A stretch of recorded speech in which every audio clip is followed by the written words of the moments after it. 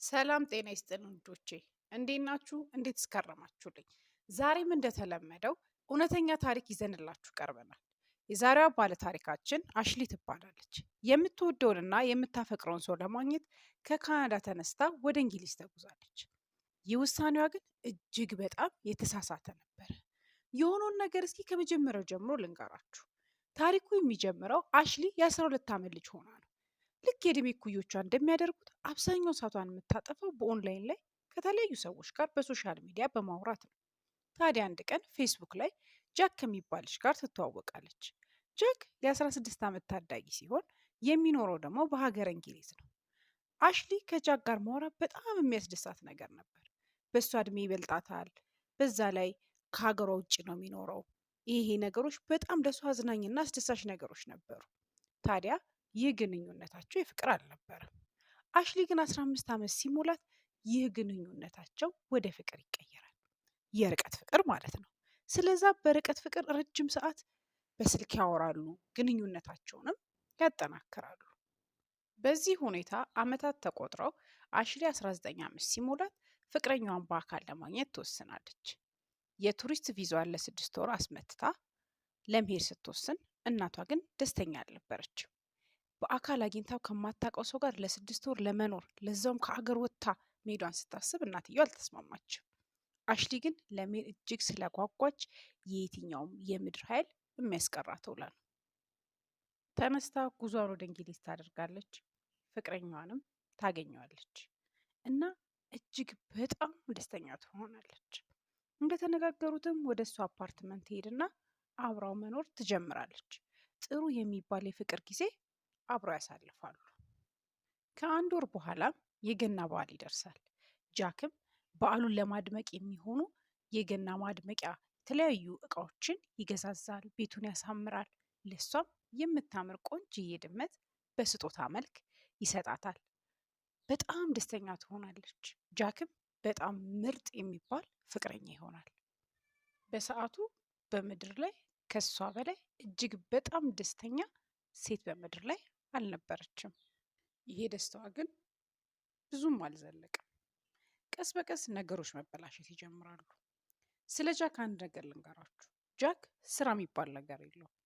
መንግስት በሰጠው ቤት ውስጥ ቀኑን ሙሉ ቁጭ ብሎ አደንዛዥ እጽ እያጨሰ የቪዲዮ ጌም የተጫወተ ነው የሚውለው። ይህ ጉዳይ አሽሊ ረብሻት አይረብሻት መረጃው ባይኖረንም እሷ ላይ እያደረሰባት ያለው ቁጥጥር ግን ምቾት እየነሳት መጥቷል። ከሰዎች ጋር ስታወራ፣ ቲክቶክ ስትሰራ በጣም ይናደዳል። ታዲያ የገና በዓል ባለፈ በጥቂት ቀናቶች ውስጥ ነበረ ስልኳን ሲቆረቁር ብሎክ የተደረገ ቁጥር ያህል እና ይህን ሲያይ እጅግ በጣም ተናዶ በቅናት ይንጨረጨራል። ከፍተኛ የሆነ ጸብም በመካከላቸው ይፈጠራል። እሱም ይደበድባታል። አሽሊ ጃክን እንደዚህ አይነት ጥቃት ሲያደርስባት ያሰበችው ወንድ እንዳልሆነ ቢሰማትም ጥላ መሄድን ግን አማራጭ አድርጋ አልወሰደችም። አብረው አሁንም ለመቆየት ትወስናለች። አሁንም በድጋሚ ከሳምንታት በኋላ ስልኳን ሲቆረቁር የቆየ ጽሑፍ መልእክት ያገኝና ትልቅ ጭቅጭቅ በድጋሚ ይፈጠራል። በጭቅጭቃቸው መሀል በቢራ ብርጭቆ አንስቶ ጭንቅላቷን ይፈነክታታል። ይሄ ሁሉ ጥቃት ሲደርስባት ግን ለቤተሰቦቿ በጣም ደስተኛ እንደሆነች ነበር የምትናገረው። ስለ ጉዳዩ ምንም ነገር አላሳወቀቻቸው። ጃክም ከቀን ወደ ቀን የሚያደርስባትን ጥቃት እየጨመረ ይመጣል። እሷም ለምትጻጻፋቸው መልእክቶች መጠንቀቅ ትጀምራለች። እንደውም አንዳንዶቹ መልእክቶች እንደላከች ወዲያው ነበር የምታጠፋቸው። ምክንያቱም በእሱ አይን ሌላ ትርጉም እንዲሰጣቸው ስለማፈልግ ነበር። እያደር ከቤተሰቦቿ ጋርም የምታደርጋቸው የስልክ ልውጦች እየቀነሱ ይሄዳሉ። ቤተሰቦቿም ሆኑ ጓደኞቿ የሆነ ያልሆነ ነገር እንደተፈጠረ ቢጠረጥሩም የተለያዩ ሀገር ስለሚኖሩ የሆነውን ነገር እርግጠኛ መሆን አልቻሉም። አንድ ቀን አሽሊ ከእህቷ ጋር በቪዲዮ ኮል እያወራች በምን እንደተናደደ የማይታወቀው ጃክ አሽሊ ላይ እቃ ይወረውርባት ጀመረ። ይህንን ያየችት አሽሊ ወደ ቤት ለምንድን ነው የማትመለሺው ብላ ጠየቀቻት። አሽሊ ግን ፈቃደኛ አልነበረችም።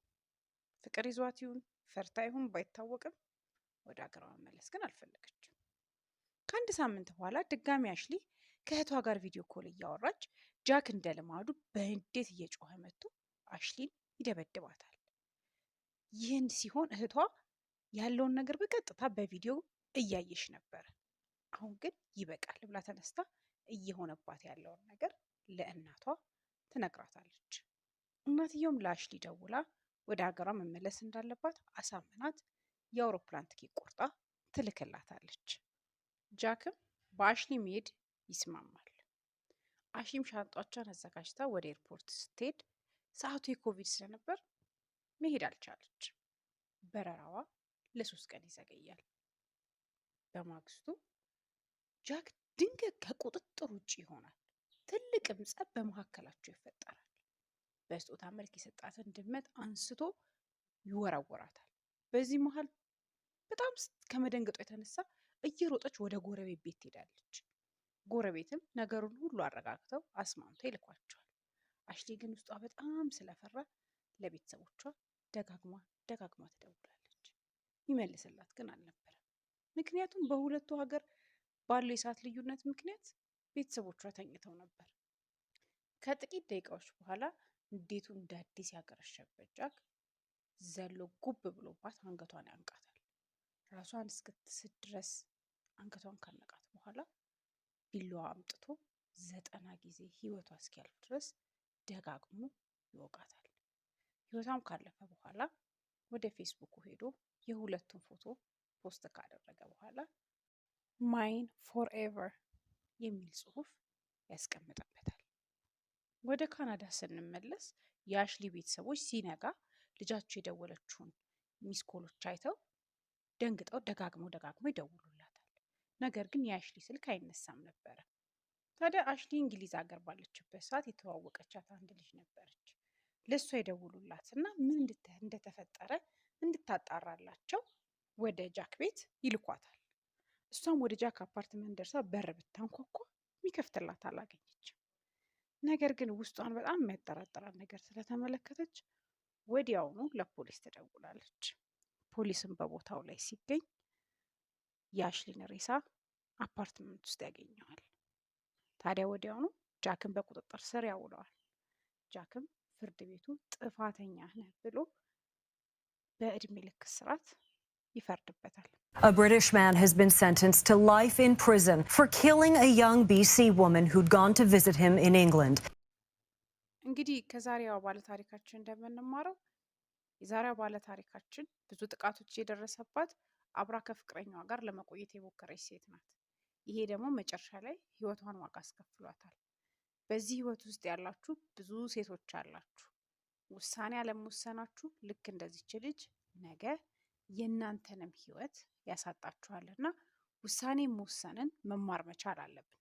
ቀድማች ልጅ ብትወስን ዛሬ በህይወት በኖረች ነበረ።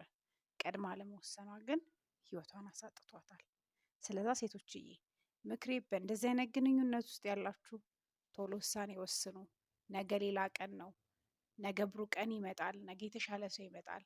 ዋጋችሁን ከሚያውቅ ሰው ጋር ኑሩ እንጂ ዋጋችሁን ከማያውቅ ሰው ጋር በመኖር ህይወታችሁን ባጭሩ አትቅጩ የሚል መልእክት ይኖረናል። የዛሬው እንግዲህ በሚቀጥለው በሌላ ታሪክ እንመጣለን።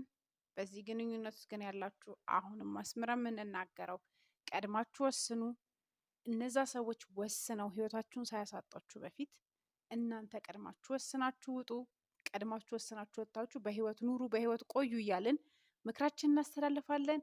ላይክ፣ ሼር፣ ሰብስክራይብ ማድረጋችሁን እንዳትረሱ። ወዳችኋለሁ። መልካም ቀን። በሌላ ታሪክ በሚቀጥለው ቪዲዮ እንገናኛለን። ባባይ